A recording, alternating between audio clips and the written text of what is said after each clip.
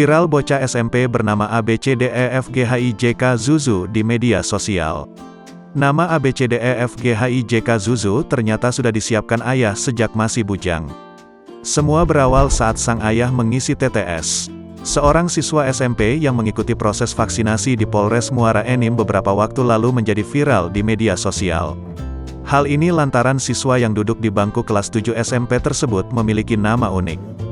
Ia adalah ABCDEFGHIJK Zuzu.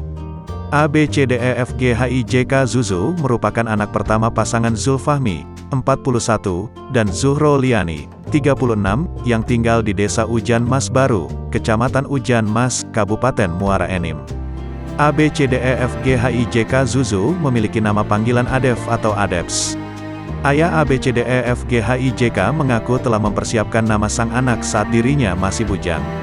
Setelah menikah dan memiliki anak, nama tersebut langsung diberikan kepada putra pertamanya.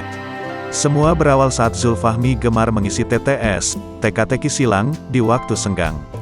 Mengutip Tribun Sumsel, saat itu ia tak sengaja menulis-nulis huruf abjad di lembar kosong hingga menemukan abjad A sampai K.